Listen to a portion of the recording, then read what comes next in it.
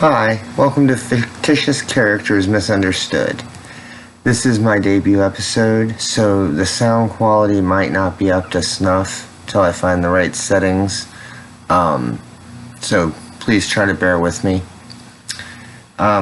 Today, we are going to be talking about Butters. Now, I know plenty of people might be thinking, what about Butters? How is he misunderstood? Everyone sees him as, the innocent little kid that he is.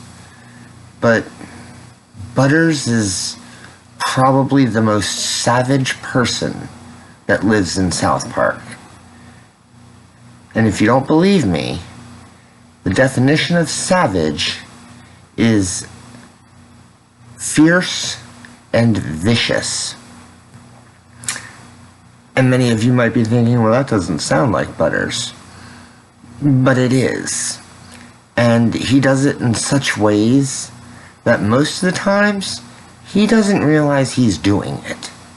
And in my eyes, I think that adds a level of savagery to what's happening that a lot of people may not see. For example, just take the Raisins Girl episode, where he falls desperately in love with that little, you know what she is, that works at Raisins. By the end of the episode, he's crying in the rain on the curb, but when confronted by Stan about it, he more or less tells him, he's like, no, I'm good. I don't need to be a goth like you. Well, you know what? How about I just show you? So, without any further ado, let's go ahead and get to this first clip of Butters just destroying people without even realizing that he's doing it. He'll heal me. The only way I can feel this side now is if I felt something really good before. So I have to take the bad with the good. So I guess what I'm feeling is like a beautiful sadness. I guess that sounds stupid. Yeah. No, Butters, that doesn't sound stupid at all. Well, thanks for offering to let me in your clique, guys. But to be honest, I'd rather be a crying little pussy than a faggy goth kid. Who say you, Stan? So that was Butters completely breaking the soul of at least one of those people into several pieces, while doing it with a smile on his face. And I hear you. Well, yes, but those are just children. He couldn't possibly be so brutal with grown-ups. Well, I'll let you judge that for yourself. Go ahead and check out what little Leopold Butters Stotch has in store for his grandma when she pushes him over the edge. Grandma? I did it, Grandma. I finally stood up for myself.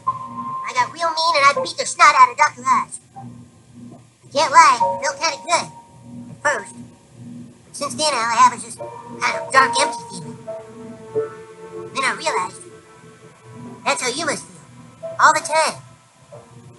Poor old Grandma. No, I've been getting lots of advice how to deal with you. Stand up to you, tell on you. But I kind of realized there's just people like you out there. All over the place. When you're a kid, things seem like they're gonna last forever. But they're not. Life changes. You won't always be around. Someday you're gonna die. Someday pretty soon. And when you're laying in that hospital bed, with tubes up your nose, and that little pain under your butt to pee in, I'll come visit you. I'll come just to show you that I'm still alive and I'm still happy. You'll die. Being nothing but you. Night, Grandma. So a lot of you are probably thinking, yeah, but Eric is still worse. Okay, how about this then? I am going to show clips of various things that Cartman has done. And I will then counter those clips with a worse act performed by Butters that's comparable in many cases, to Eric. So sit back and enjoy, and hopefully you'll get at least a couple of laughs out of it.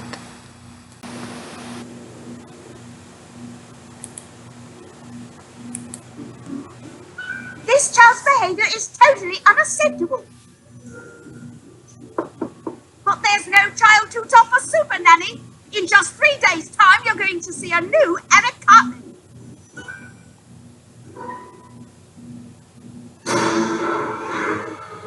I'm afraid Super Nanny is in a deep state of mental psychosis. What do you mean?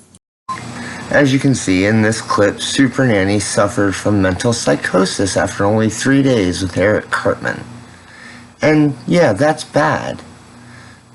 But if you look at this clip, you'll see that Butters had to be institutionalized to keep everyone else safe from him. His name isn't Charles. It's chaos.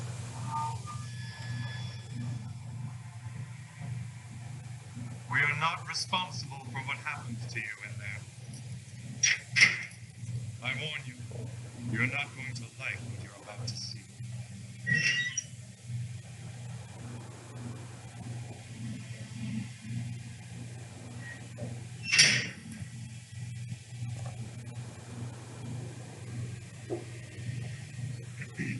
Excuse me. Hello?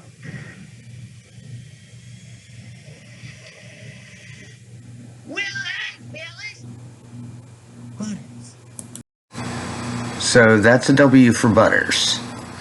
Now, in the next two clips, the same thing is happening in both of them.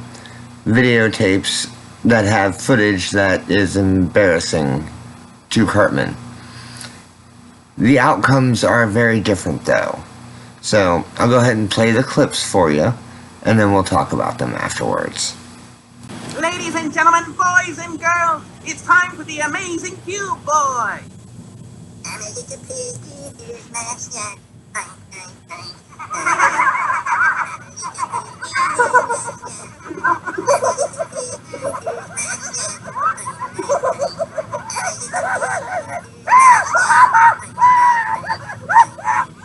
Oh my God, he killed Kitty! Come on, Justin, touch my body. Ooh, Justin, yeah, touch my body. You and me. Check out my nice hot body. Come on, my body. So the same thing is happening in both of these episodes. Eric's been cheated out of some money, and he's been publicly embarrassed by two different people.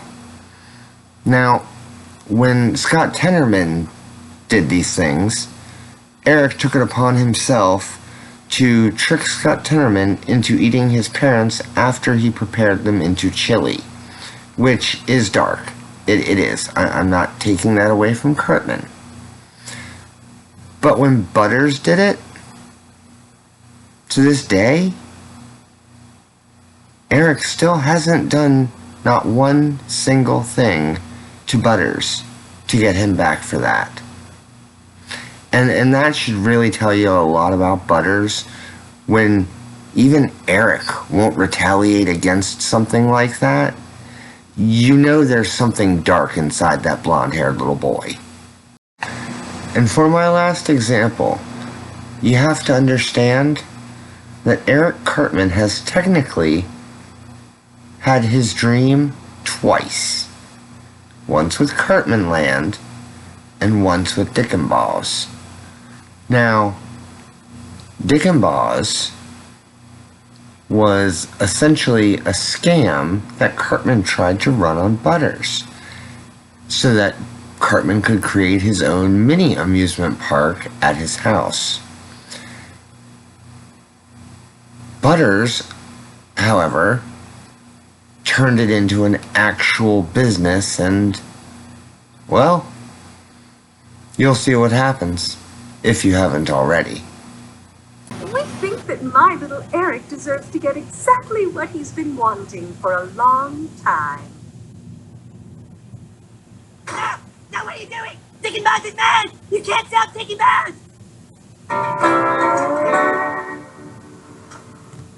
No! Take me back! No! please! This picture go over here, Miss Cartman? Oh, yes, that's perfect. Thank you. What is this? The new owners paid for us to have our old house back. I don't want my old house. I want Dickens back. Come on. Yeah. Yeah. There you go, Eric. It's your old room, just like you always wanted. I hate this stupid house. I don't want to be here. I want to be in Dickens back. Dickens back is awesome. This place sucks. Please. I want Dickens back. So as you can see, Eric lost his dream yet again, this time at the hands of Butters. Now, these are just a few of the examples that lead me to believe that he is the most savage and misunderstood character in all of South Park. But there's plenty more. There are plenty more to choose from. These are just the ones that I find to be most prevalent. I hope you enjoyed this video despite my rather droll telling of the tale. And hopefully, maybe I'll see you next time. Thanks for stopping by. You all enjoy the rest of your time of day.